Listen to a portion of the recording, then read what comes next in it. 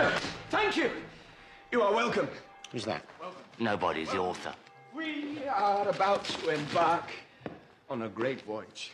It is customary to make a little speech on the first day. It does no harm. Authors like it. You want to know what parts you are to receive? All will be settled as we go. I'll do it. Now, listen to me, you dregs. Actors, a ten a penny. And I, Hugh Fenneman, hold your nuts in my hand. Huzzah! Here those men are returned to the house! Ned! Henslow! Close one, face. Oh, good to see you. Who is this? Silence, you dog! I am Hieronymo. I am Tamburlaine. I am Faustus. I am Barabbas, the Jew of Malta.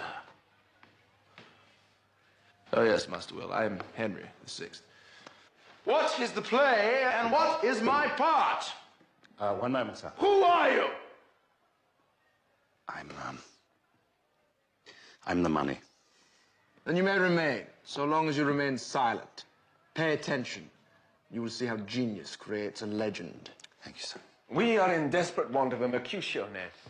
A young nobleman of Verona. Mm-hmm. And the title of this piece? Mercutio. Is it? I will play.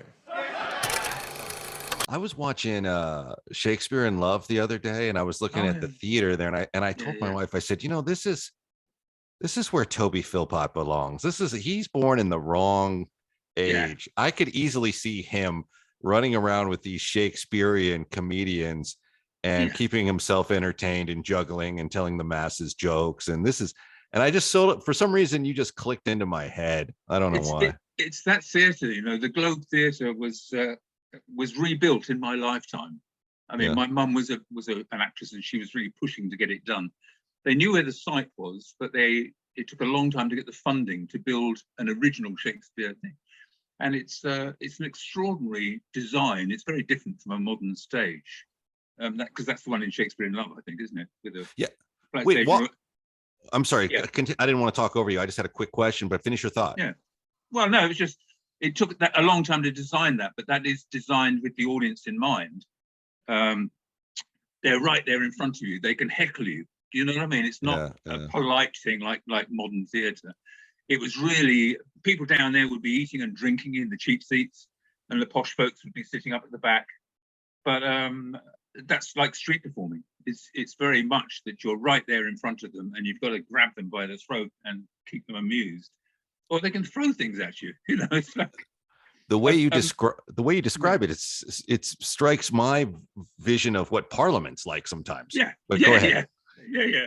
Hey, take me back to this this Shakespeare theater. So you're saying that did they not know where the original site of that theater was? Yeah, they knew where the site was, but they didn't have funding to build a traditional theatre like that, because it's kind of a strange thing.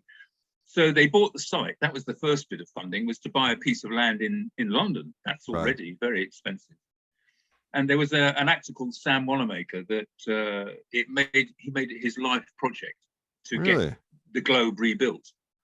And it took decades to get that put up. But once it was up, of course, it became a genuine novelty to stage Shakespeare the way Shakespeare staged it. You know, we've never seen that since. And it's just a magical building. I haven't actually seen a performance there. I visited and walked around and had a look. So, but no, what kind of impression did it make on you to stand there and sort of like a resurrected Shakespearean site? Well, and to know that it's on the same site. Yeah, what was there before? I don't know, because when they bought the land, they then cleared whatever old buildings had been there.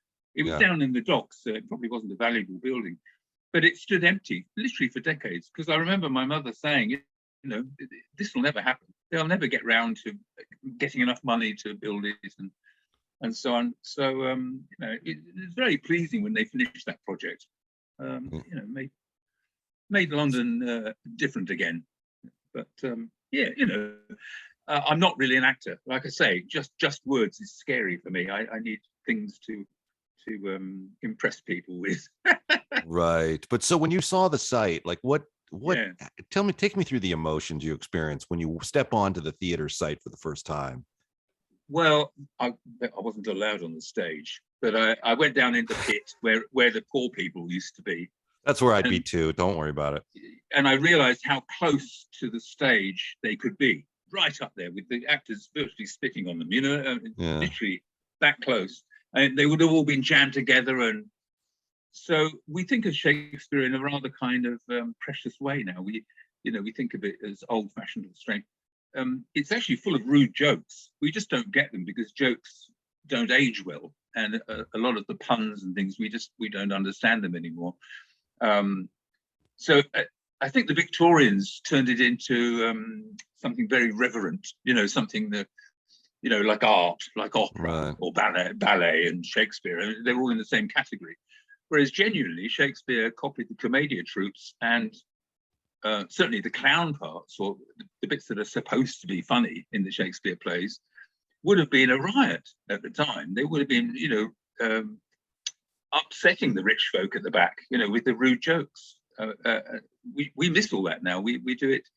I mean, there were one or two people who staged Shakespeare correctly, but really it's hard to do unless you can change the language or do the jokes as physical comedy, as a clown thing, so that the jokes read again. But I've seen people do experimental versions and try and get the vitality back into it.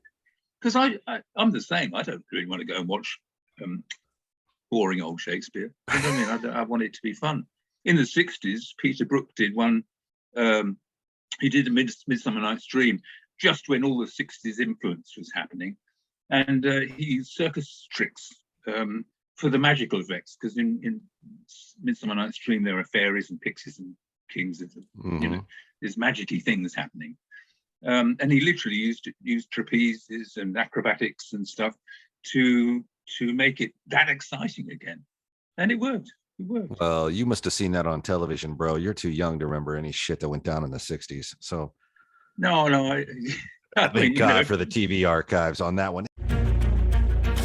Your road to redemption is paved with tombstones. No quarter, kill all masters. Go to noquarterkillallmasters.com. Rated R.